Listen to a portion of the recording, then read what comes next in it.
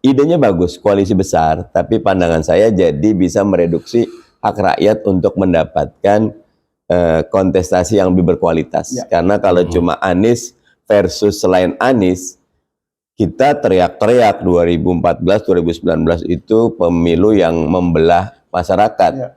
Jangan salahkan masyarakat kalau calonnya cuma dua, justru Anda yang membelah gitu kan.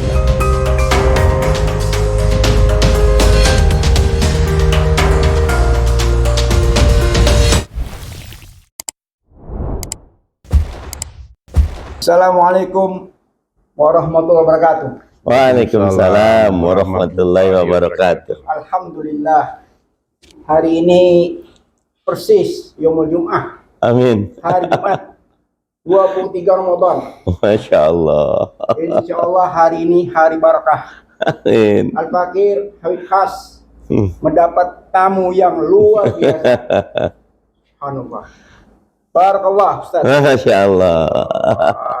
Ini yang luar biasa, yang ini favorit saya. Dr. Mardhani Alisera, yang kita kenal dengan slogan ganti presiden. Wana ada Habib Smith Al-Had. Luar biasa. Ini pakar-pakar politik. Kita mau gali. Saya muridnya. Kita mau gali dari dua narasumber ini tentang hiruk pikuk Pilpres di 2024 ini. Yang mana sejak lama kita sebagai politisi, sebagai rakyat merasa malu terhadap internasional, terutama negara-negara maju, negara demokrasi. Ada proses Pilpres yang seharusnya berjalan dengan lancar tanpa tekanan sana sini, tapi ini terjadi semacam tekanan sana sini sehingga asal bukan Anies itu sampai detik ini masih berjalan. Nah, bagaimana menurut pendapat Dr. Mardhani Alisera sebagai anggota dewan? Harusnya beliau dulu guru saya ini. Izin ya. Ya. Ya, bismillahirrahmanirrahim. Alhamdulillah, Allahumma sholli ala Sayyidina Muhammad. Amma ba'd. Bahagia sekali bergabung bersama orang soleh dan cerdas, Habib Khas dan Habib Smith, bahas masalah kondisi bangsa. Saya mandangnya dari beberapa perspektif, Bib. Yang pertama tentu indeks demokrasi kita itu sekarang ini dikategorikan turun. Ya. Bahkan posisi kita sekarang sama seperti 2014 ya.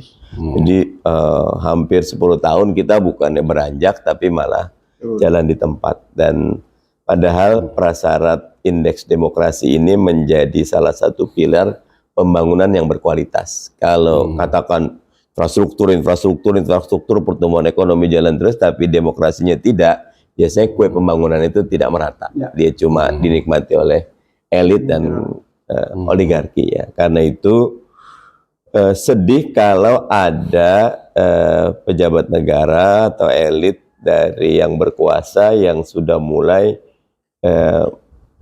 dalam tanda kutip membuat skenario agar pemilu 2024 tidak dimiliki oleh rakyat.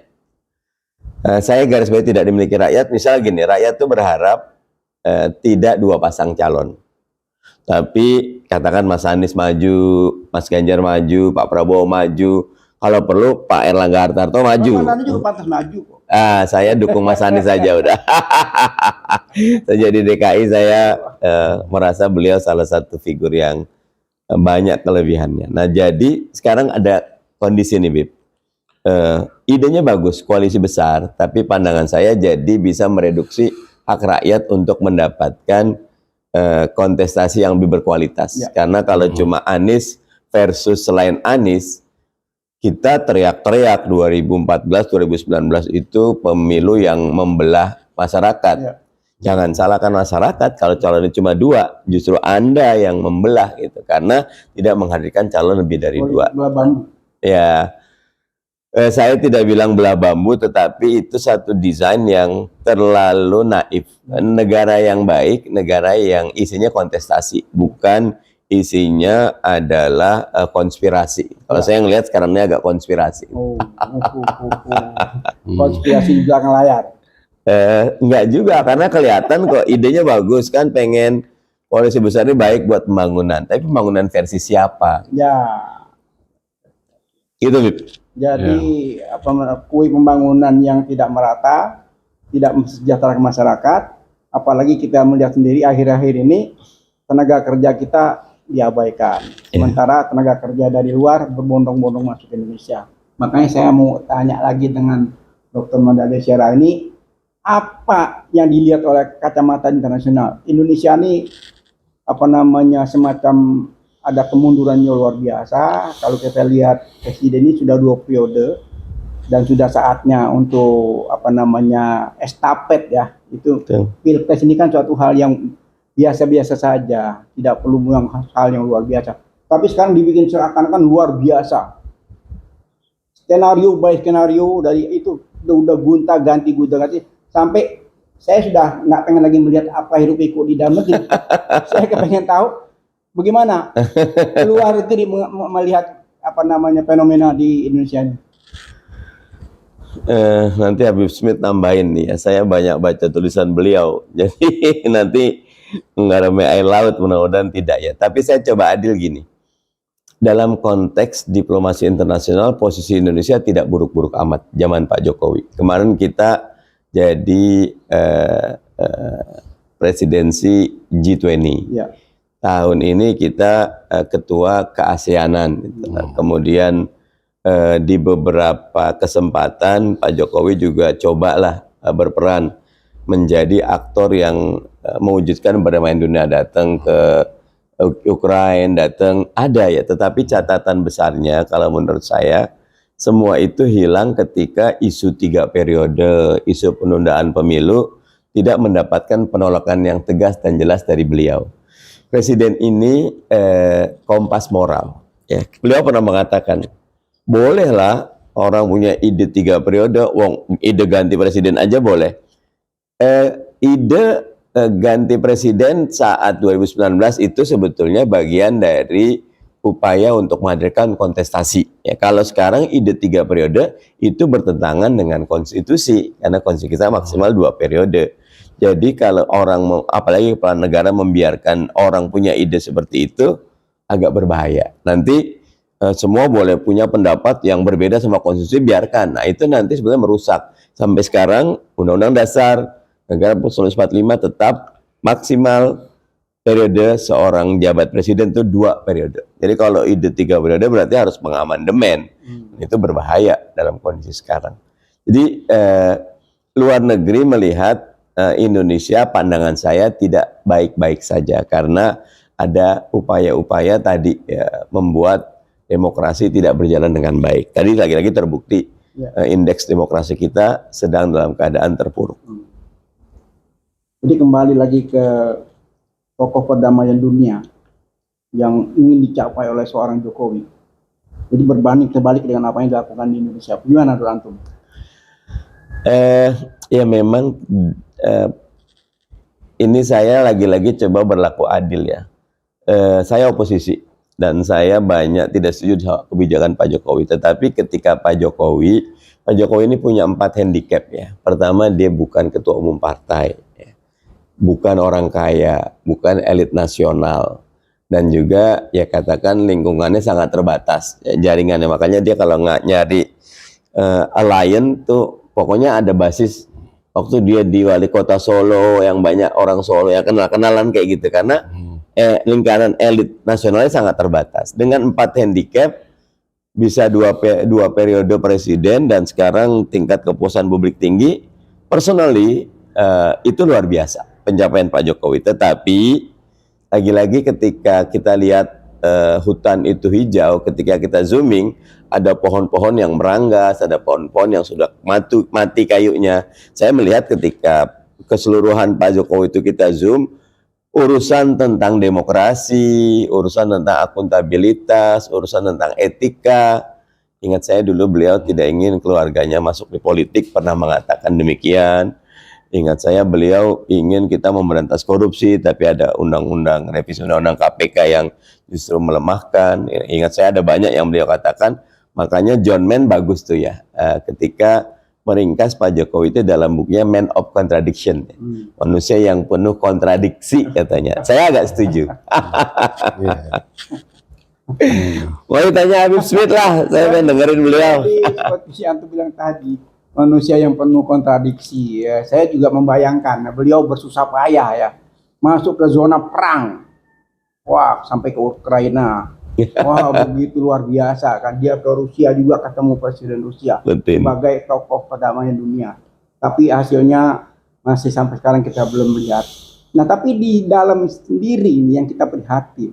Di dalam sendiri ini dipecah belah gitu loh. Kenapa saya bilang dipecah belah? Kenapa dia ikut cawe-cawe gitu loh? Seharusnya seorang presiden sudah 2 periode, sudah selesai jabatannya, dia duduk manis, kumpulkan putra-putra terbaik bangsa. Ayo kumpul semua elit-elit partai. Ayo kita sebentar lagi kita mau pesta demokrasi, ya kan? Pesta demokrasi, calon terbaik bangsa A, B, C, D, semua adil terasa. Kalau ini kan kelihatan sekali memihak dan memojokkan salah satu kandidat yang memang menurut saya tuh memprihatinkan. Nah, itu Ustaz, coba apalagi dielaborasi lagi lebih lengkap. Lagi-lagi Habib Smith dulu ya, Habib Smith. Dan saya ikutan aja, Habib. Iya, jadi begini, para pemilih Indonesia itu harus mempertimbangkan calon presidennya adalah calon yang mampu merespons geopolitik global yang berubah sekarang ini gitu. Nah, politik global yang berubah ini yaitu terjadinya suatu pertarungan besar antara NATO dengan pimpinan Amerika Serikat berhadapan dengan Rusia yang didukung oleh Cina. Juga secara tidak langsung oleh India gitu. Nah, menurut saya Rusia tidak akan kalah perang. Tidak akan kalah perang. Dia nggak akan kalah perang karena taruhannya sangat besar. Dan orang Rusia, tidak ada satu orang Rusia pun yang siap untuk menghadapi kekalahan bangsanya gitu. Karena Rusia itu dalam sejarahnya dia dianggap sebagai kekuatan Eropa, dan dia dalam 2 perang dunia itu kan dia sebagai pemenang gitu. Bahkan ketika menghadapi Nazi kan. Nah, dan dia punya senjata nuklir. Lebih banyak bahkan. Ya. Kepalanya tentu dibanding saja US. Kita tidak bisa bayangkan bahwa dia akan gunakan itu. Tetapi kalau pilihannya, dia harus bertukuk to be or not to be. Iya. Maka dia bisa gunakan, walaupun misalnya bukan nuklir strategis, tapi nuklir taktis. Jadi perusakannya itu terbatas. Nah, oleh karena itu, presiden berikut ini adalah presiden yang harus mengantisipasi. Saya menduga bahwa pada akhirnya, yang terpukul paling berat dan akhirnya memaksa NATO berdamai dengan Rusia itu orang Eropa. Sekarang ini sudah menimbulkan kecemasan di keseluruhan masyarakat Eropa karena kenaikan harga energi, kemudian pangan, dan ini mengurangi daya beli mereka, kemakmuran mereka berkurang. Dan mereka hidup dalam ancaman bagaimanapun juga. Nah, sehingga kalau perang ini berlangsung, itu mau nggak mau mereka akan sampai kepada perdamaian dengan syarat-syarat yang didikte oleh Rusia. Karena target NATO ketika itu untuk melemahkan kekuatan perang Rusia itu tidak efektif. Justru NATO yang terpukul. Karena India dan Cina ini memborong, setahun lebih berjalan masih. Memborong energi Rusia. Dan negara-negara Arab juga begitu. Mereka tidak ingin Rusia kalah perang. kalau Rusia kalah perang, Israel akan merajalela dan hegemoni Barat di Timur Tengah. di Timur Tengah itu akan sangat menguat. Gitu. Karena Rusia walaupun dengan kemampuan yang sedikit lebih kurang dari Barat, paling tidak dia bisa mengimbangi Amerika Serikat di Timur Tengah. Kalau kekuatan ini hilang, itu bahaya bagi negara-negara Arab juga. Karena Iran di sebelah timur itu satu kekuatan regional yang penting, dan dia bukan orang Arab. Dia Persia dan Syiah. Dan dia berambisi untuk memainkan peran penting di Timur Tengah. Nah, oleh karena itu, sekarang ini negara-negara Arab itu yang sudah terbongkar sekarang ini, itu Mesir dan Uni Mesir dan Uni Emirat Arab. Itu New York Times kemarin bongkar bahwa mereka sedang mempersiapkan pengiriman senjata kepada Rusia. Dan menurut saya bukan cuma kalau Iran dan Turki sudah melakukannya ya. Iya. Nah itu yang terbongkar, yang tidak terbongkar itu kan masih banyak, dan semua negara Arab berkepentingan untuk menjaga ketahanan Rusia dalam perang ini. Oleh karena itu mereka naikin harga minyak. Produksi OPEC Plus dipotong, walaupun makanya dan marah. Barat dan Amerika marah sekali sama Saudi. Iya. Karena dianggap belain Rusia. Iya. Tidak nambah kapasitas. Betul. Padahal dia bisa nambah kapasitas minyaknya OPEC tuh. Pimpinan Saudi. Dia bukan nggak tambah tapi dia memotong. Iya. Itu kan tidak mendukung Barat itu loh. Dalam perang melawan Rusia itu. Padahal selama ini kalau kita dan memang disengaja supaya daya kemampuan perang Rusia itu bisa bertahan. Karena ini kepentingan mereka ini. Dan yang kedua dari segi geopolitik gitu, Cina itu sedang bangkit menjadi satu kekuatan pengimbang Amerika Serikat lah. Besaran ekonomi terbesar kedua di dunia. Dan Cina itu tidak merepotkan negara yang mau pinjam uang. Pasarnya juga besar. Dia nggak menuntut harus demokrasi, harus penghormatan HAM, ini segala macam. yang penting bunga tinggi. Yang penting cuan kalau bahasa mereka. Ya. Nah, jadi mereka ini di negara-negara Timur Tengah ini sedang memasang jarak dengan Amerika Serikat karena juga mereka membaca bahwa Amerika Serikat sedang meninggalkan Timur Tengah karena dia menggeser politik luar negerinya ke Asia Pasifik untuk menghadapi Cina ini. Dan di sini Indonesia penting ini, di sini secara geopolitik. Jadi rebutan antara Cina dan Amerika. Cina dan Amerika Serikat ini. Nah, Jokowi itu salah baca mengenai Cina. Gitu.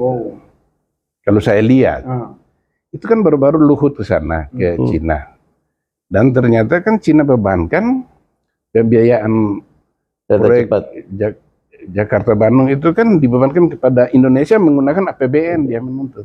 Nah ini tugas anggota DPR. Iya, jadi ini menunjukkan bahwa ternyata kita pemerintahan Jokowi gagal mendapatkan hasil maksimal dalam hubungan kita dengan Cina. Padahal kita sudah banyak berkorban. Itu sebenarnya Laut Cina Selatan itu kita sebenarnya masih beririsan karena Cina mengklaim Laut Natuna Utara itu punya dia. Dan barusan bulan Desember lalu ketika kita menjadi keketuaan ASEAN itu Kemenlu merilis Outlook Indonesia ASEAN terhadap Indo-Pasifik. Anehnya kita tidak mempermasalahkan, dia cuma menyinggung sekilas mengenai Laut Cina Selatan.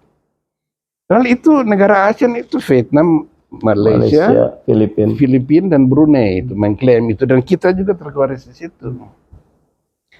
Karena dia kepingin memberi konsesi-konsesi kepada Cina dengan harapan dia juga akan dibantu secara ekonomi, ya kan? Dan dengan membangun persahabatan lebih kuat dengan Cina, itu juga kan diharapkan Indonesia kan bisa mengangkat posisi Indonesia di ASEAN gitu, lebih. Nah, tapi ternyata Cina tetap tidak menghitung itu Laut Natuna Utara sebagai milik Indonesia, padahal itu kalau unclosed itu jadi konvensi maritim internasional itu punya kita karena dia masuk dalam zona ekonomi eksklusif 12 mile. Dan Cina penanda tangan itu, dia harus mengakui itu hak eksklusif Indonesia. Iya. Nah, dengan kejadian ini proyek kereta cepat, lalu menurut saya Indonesia tidak memahami kemampuan dia gitu dalam hubungannya dengan Cina gitu. Seharusnya Indonesia dapat lebih dari itu dan tidak perlu takut gitu. Cina Filipina meskipun dia bermasalah dengan Cina mengklaim itu Pulau Paracel Cina juga nggak bisa bikin apa-apa karena Cina juga berkepentingan terjadi ini stabilitas di ASEAN karena ini wilayah ini dia kalau stabil jadi pasar dia dan juga bisa meredam permainan Amerika Serikat. Nah, kita tidak bisa mengeksploitasi kemampuan kita sendiri gitu. Sehingga kita punya daya tawar lebih baik terhadap Cina. Sementara kita sendiri sudah Amerika Serikat sebenarnya kecewa terhadap pemerintahan Jokowi. Betul bahwa kita netral dengan ini dalam sikap dengan Cina, antara Cina dengan Barat. Tetapi Amerika Serikat tidak bisa terlalu menekan Indonesia karena Indonesia bisa lari ke pelukan sebelah ke pelukan Cina akan lebih jauh gitu. Jadi dia berhati-hati. Tapi dalam pandangannya dia akan lebih baik orang seperti Anies Baswedan itu yang bisa menggantikan posisinya presiden sekarang ini gitu. Karena pendukung Anies ini adalah orang-orang yang kritis terhadap Cina. Bukan mereka tidak mau berhubungan dengan Cina, tapi mereka melihat bahwa hubungan kerjasama ekonomi kita Cina itu lebih banyak yang menguntungkan Cina. Gitu. Tidak berimbang. Nah, kalau Anies yang jadi presiden, tidak mungkin dia mempertahankan kebijakan yang dilakukan oleh Jokowi. Nggak mungkin itu. Karena dia didukung oleh kelompok nasionalis dan religius yang melihat Cina ini harus diperlakukan dengan lebih kritis gitu. Nggak terlalu permisif terhadap dia apa saja gitu dia melakukannya. Yang kedua, kenapa Anies yang menjadi favoritnya? Dia ini adalah tokoh kosmopolitan, tokoh yang diterima oleh semua budaya dunia gitu. Artinya nilai-nilai yang dibawa oleh Anies itu nilai-nilai universal. Nah, oleh karena itu ketika dia menjadi presiden nanti ada kemungkinan dia mereview politik luar negeri Indonesia atau politik Indonesia secara regional. Karena ada presiden di Asia Tenggara. Mahathir Muhammad ketika terpilih, dia mereview, meninjau ulang itu proyek 5 miliar kereta itu dihentikan. Dan Cina akhirnya setuju dengan Indonesia punya posisi jauh lebih kuat daripada Malaysia itu. Jadi Anies sudah akan didesak dan dia sendiri akan melakukannya menurut saya sih. Artinya dia akan menjaga hubungan baik dengan Cina, tetapi dia hubungan yang lebih proporsional, lebih adil gitu dengan keuntungan di pihak Indonesia. Nah, kalau dia bisa melakukan itu, dia juga mendapat keuntungan dari pihak Barat gitu. Nah, karena apa? Jokowi tidak bisa memanfaatkan Islam sebagai atau Indonesia dengan identitas Islamnya dia sebenarnya jadi game changer di Indo-Pasifik. Tidak ada negara itu yang semacam Indonesia itu. Tidak ada gitu. Nah, Jokowi sayangnya dia menekan kelompok Islam perkotaan konservatif ini. Nah, akhirnya dia terpaksa merangkul Nahdlatul Ulama yang akhirnya kemudian kan sangat jinak terhadap Cina karena Cina kan membantu dia gitu. Nah, tapi Indonesia tidak bisa menggunakan identitas Islamnya yang merupakan identitas yang unik di Indo-Pasifik itu sebagai sebuah kekuatan yang bisa mengubah permainan di kawasan ini gitu. Itu diharapkan oleh Jepang, Australia, ini semua. Nah, itu hanya mungkin kalau Anies jadi presiden. Kenapa? Karena kalau dia jadi presiden, dia akan mengintegrasikan semua kemampuan atau kekuatan politik nasional ke dalam pemerintahan. Dengan sendirinya kita punya daya tawar ke Cina, ke Amerika Serikat, dan semua mungkin bisa menerima peran seperti itu. Nah, kita jadi unik gitu, negara yang bisa mendapatkan keuntungan menegaskan identitas kita, tapi yang sama sambil juga.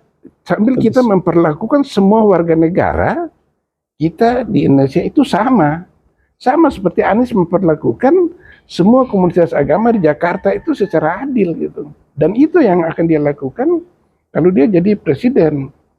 Yang kedua, Timur Tengah. Insya Allah. Amin. Karena ini sudah merupakan kehendak rakyat. Amin. Kehendak rakyat kita bisa melihat baik dan Saya tambahkan sedikit ya, karena ini kalau sudah bicara sudah terlanjur.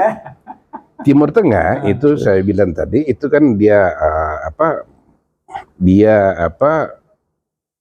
mau memasang jarak dengan Amerika Serikat. Karena dia tahu bahwa Amerika Serikat juga akan meninggalkan Timur Tengah karena konsentrasi di Indo-Pasifik. Lalu Amerika Serikat sekarang ini sejak ditemukan shale oil itu minyak serpih, dia sudah tidak tergantung ke minyak Timur Tengah. Karena itu negara-negara Arab tidak usah heran kalau sekarang ini mereka mulai lihat Rusia memperkerat hubungan dengan Cina dan segala macam. Dan mereka sekarang ini punya duit. Karena kenaikan harga energi dan luar biasa. Sekarang mereka ini jadi kaya. Tapi mereka sekarang ini lebih sensitif untuk menanam modal ke Amerika Serikat. Anies adalah capres menurut saya, capres presiden yang akan paling mampu mengambil keuntungan. Iya, dari duit nganggurnya Timur Tengah ya. Timur Tengah itu, saya kira. Wah, luar biasa ini. Habib Smith. Jadi kembali lagi ke topik kita tentang pandangan masyarakat internasional terhadap elit-elit kita ini. Jadi masih menimbulkan pertanyaan besar. Kita melihat sendiri ini suatu hal yang luar biasa. Terutama beberapa bulan terakhir Duta Besar Amerika datang ke Partai Kesejahteraan Sosial, PKS ya. Nah, itu timbul tanda tanya. Ini hal yang baru pertama kali terjadi.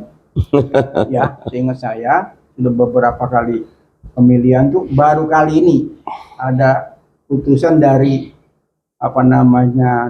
Amerika datang ke PKS. Nah, selanjutnya datang lagi ke P3. Nah, ini ada apa nih sebetulnya? Mungkin Dr. Mardhani Alisera bisa menjawab hal ini. Ini kita bisik-bisik di belakang layar nih.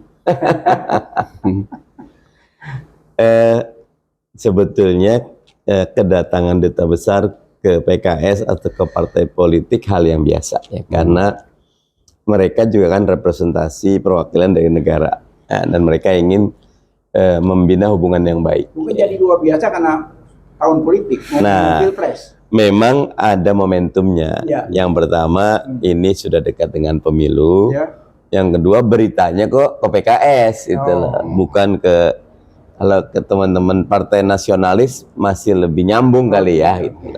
Tapi sebetulnya memang kalau kita melihat sekarang kan sejak zaman nanti koreksi saya Habib Smith, zaman Obama, kemudian Trump kemarin gitu loh.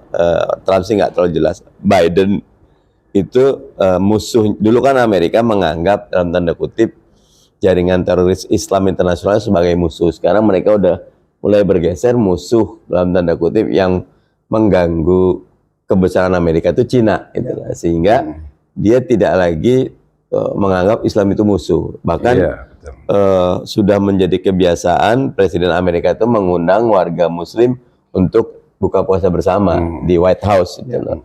Trump juga melakukannya gitu loh. Kalau Biden sama Obama, Demokrat memang banyak dari komunitas Muslim ke Demokrat gitu kan.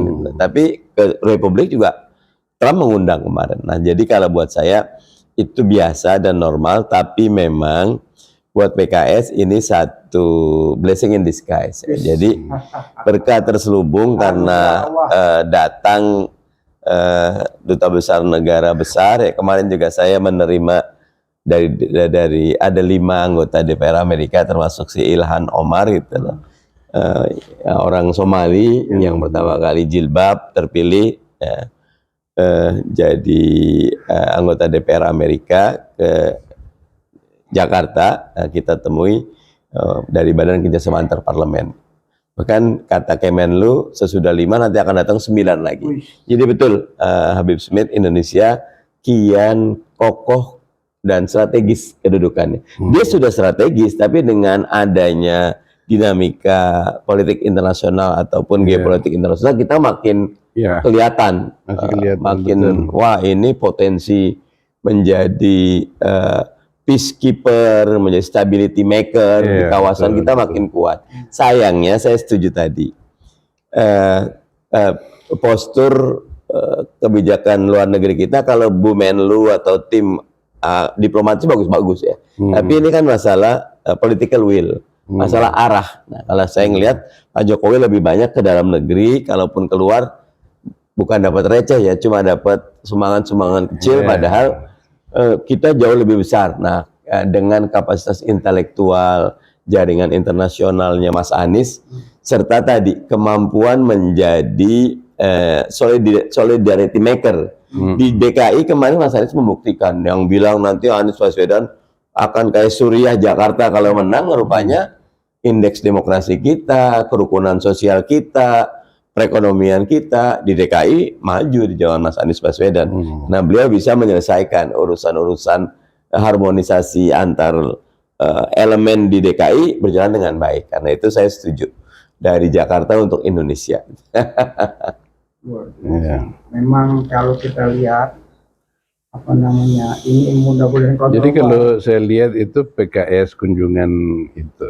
Nah, coba digali lagi nih. Iya, jadi ini belum keluar semua nih, baru sebagian kecil tadi. Saya sih bersyukur saja. Kan kita pelaku. Tadi tidak boleh kita menepuk dada. Monggo. Mardhani bilang tadi betul bahwa sejak Biden berkuasa ini, politik luar negeri Amerika Serikat dalam melihat Islam berubah. Gitu. Nah, berubahnya itu terlihat misalnya gini. Itu bulan April tahun lalu, laporan tahunan Kemenlu Amerika Serikat mengenai pelanggaran HAM, dia menyebut pembunuhan 6 laskar FPI itu sebagai unlawful killing itu. Iya, tegas jelas itu, keren Iya. itu. Lawful killing. Lalu dia kunjungi PKS dan P3. Ini sebenarnya dia merespons terhadap aniaya yang dilakukan pemerintahan Jokowi terhadap kelompok Islam konservatif di Indonesia ini. Nah, Amerika Serikat kepingin mengirim pesan kepada Jokowi bahwa kami nggak ada masalah dengan Islam. Oh, itu intinya. Ya, kami Kenapa tidak ke PKS ada ya? masalah dengan Islam. Karena itu tadi saya bilang, dalam menghadapi Cina, Amerika Serikat itu perlu menambah kekuatan. Terutama juga karena NATO ini juga di Eropa itu sudah berpikir untuk bagaimana melepaskan diri dari Amerika Serikat. Oh. Nah, kekuatan paling efektif dalam merangkulnya dia itu kelompok Islam. Sedangkan kebijakan-kebijakan anti-Islam ternyata merugikan Amerika Serikat. Misalnya Uighur dianiaya di Cina. Myanmar berani usir Rohingya dari sana. Dan semua negara-negara Islam maupun non-Islam yang berhadapan dengan Islam, termasuk di India sekarang ini, itu memanfaatkan war against terrorism yang diamplifikasi oleh Amerika Serikat, dimanfaatkan oleh rejim-rejim otoriter untuk Membungkam, menghapus. menghajar kelompok-kelompok Islam. Betul itu.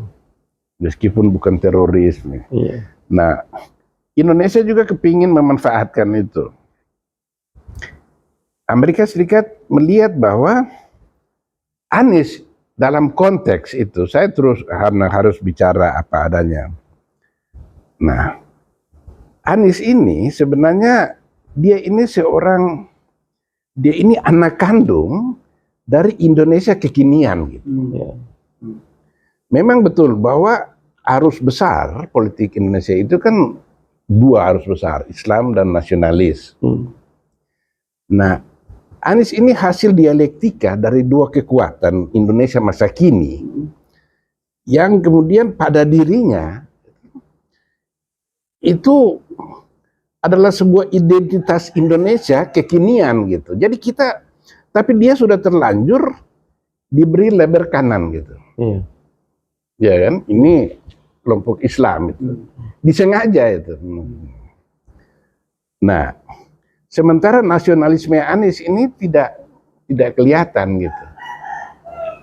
Ini ditekankan terus ini. Jadi, Nah, sementara ini identitas Anies ini ingin dimanfaatkan oleh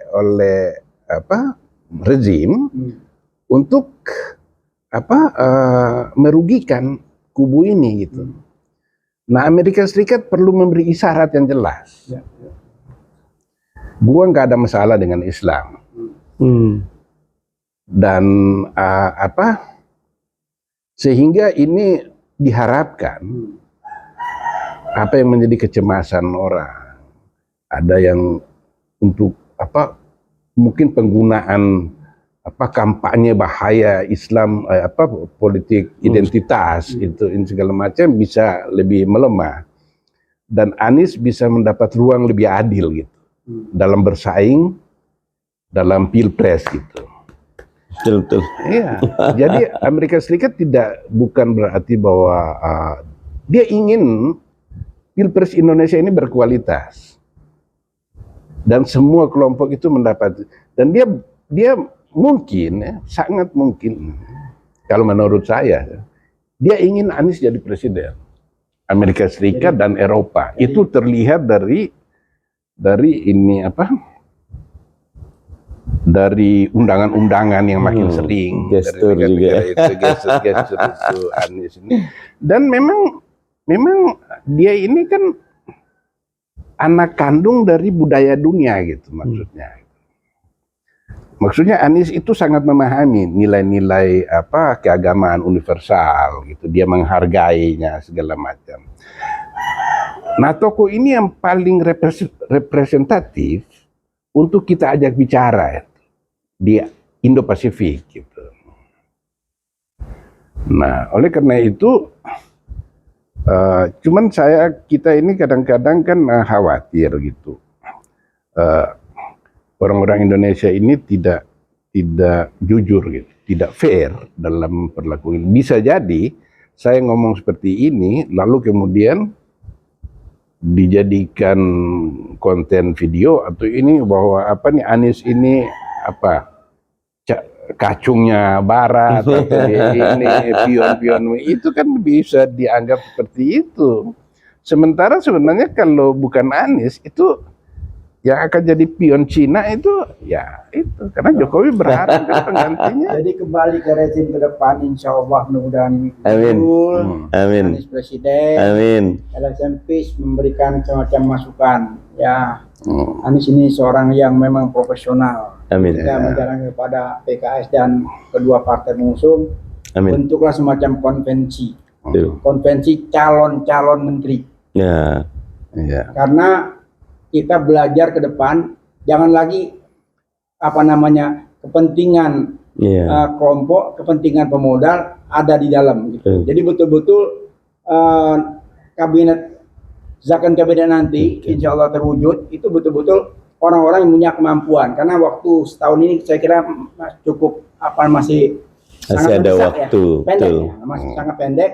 Jadi itu perlu dipikirkan. Sebagaimana beliau masuk ke Gubernur DKI, sebelum beliau masuk, beliau kirim tim dulu ke DKI itu, dia kirim tim untuk mengetahui sebelum apa aja yang ada di DKI. Bagus. Nah, jadi jauh-jauh hari perencanaan gitu loh. Nah, ini masukan aja, mudah-mudahan lewat Pak Dr. Marsal ini menyampaikan ke Siap, tim Beb. kecil.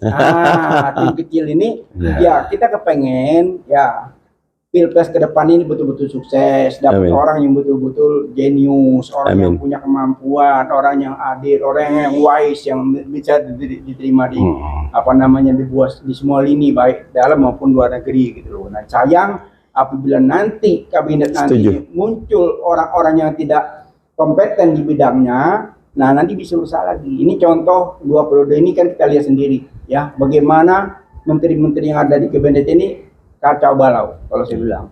Masing-masing masa jabatan belum selesai tapi udah cawe-cawe mau jadi capres, cawe-cawe jadi ini yang kita lihat tontonan yang tidak baik. Nah, bagaimana Pak Dr. Mardhani ini?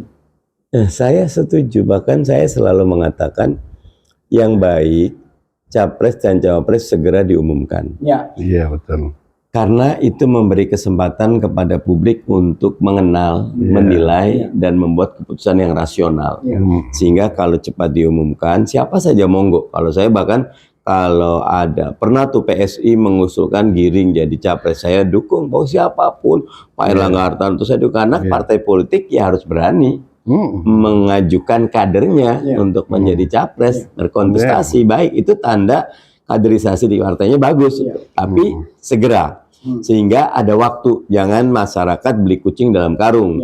Dan tidak bagus kalau ada koalisi di injury time. Itu nanti asal bikin namanya MBA ya, married by accident itu. Sebetulnya nggak mau kawin gitu loh. Tapi kalau nggak segera gabung nggak bisa daftar gitu loh. Nah, itu nggak bagus. Jadi capres cawapres segera diumumkan. Saya termasuk yang mendukung. Bahkan kemarin saya agak berdoa dan menyatakan akan deklarasi Anies dengan cawapresnya 23 Maret kemarin gitu loh, sebelum puasa saya bilang gitu kan gitu loh. Biar apa? Biar punya waktu gitu loh. Nah, yang kedua bukan cuma capres cawapres, kira-kira kebijakannya seperti apa? Siapa sih yang menghambat ini kok begitu lama? Nah, saya terusin dulu, nanti baru kita bahas. Ini susah ini. Yang kedua tentu programnya kayak apa? Anies nih kalau mau jadi antitesa Jokowi ataupun katakan koalisi perubahan, apa sih desain pembangunan kita? Pandangan dia terhadap geopolitik internasional seperti apa? Pandangan dia terhadap pendidikan, karena beliau menteri juga seperti apa gitu. Sampai desain kesehatan kita, BPJS kita, gimana caranya menumbuhkan desanya gimana? Tentu perlu ada. Habis itu baru anggarannya kayak gimana? Kebijakan anggaran sudah jelas what to do-nya. budgetnya kayak gimana. Harus ada perubahan manajemen dan orientasi paradigma budget nih. Jangan business as usual. Kalau budgetnya pengen berubah tapi budgetnya nggak berubah ya aja bohong. Nah yang ketiga buat saya itu adalah mana line up kabinetnya gitu. Kayak Barcelona kalau mau main ngelawan Bayern Munich gitu loh. Dia ini loh starting line up starting 11 dia ini loh gitu. Tapi cadangannya ini gitu. Kita tahu kenapa yang jadi kayak misalnya gini. SBY katanya quote and unquote agak liberal. Pak Jokowi katanya agak nasionalis. Tapi Menteri Keuangannya sama Sri Mulyani kan. Kita bingung kan. Mestinya kan kalau punya orientasi politik berbeda, Menteri Keuangannya harus berbeda. Yang mendukung arah ini sama gitu loh. Nah itu buat saya tidak sehat.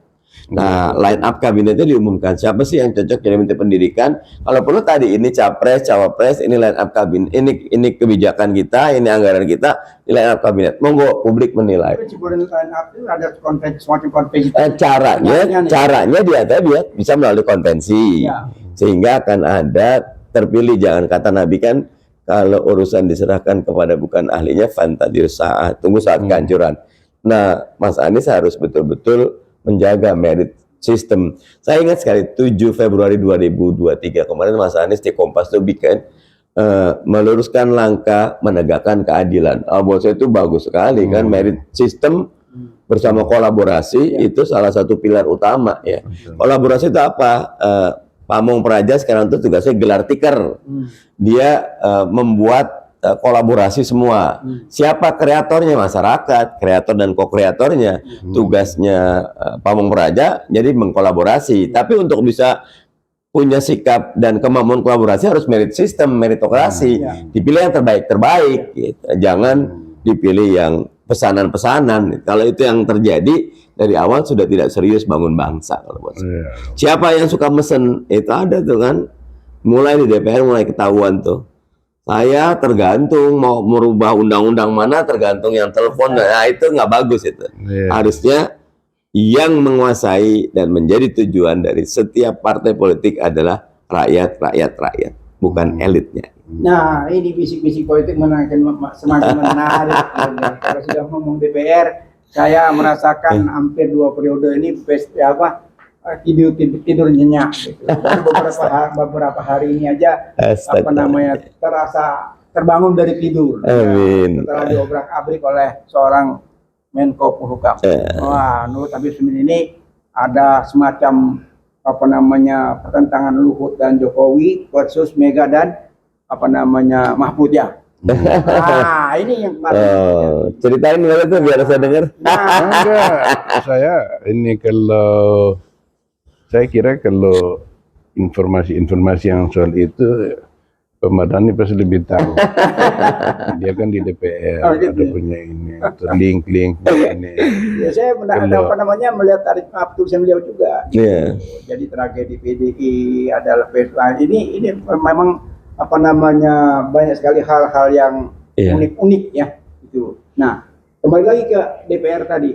Sekarang udah bagus, alhamdulillah sudah mulai bangun dari tidur. Memang tahun politik karena mereka juga harus kampanye. Nah, sementara saya juga mendengar bisik-bisik ini untuk sampai tertundanya pemilihan ini tak begitu dahsyat ya.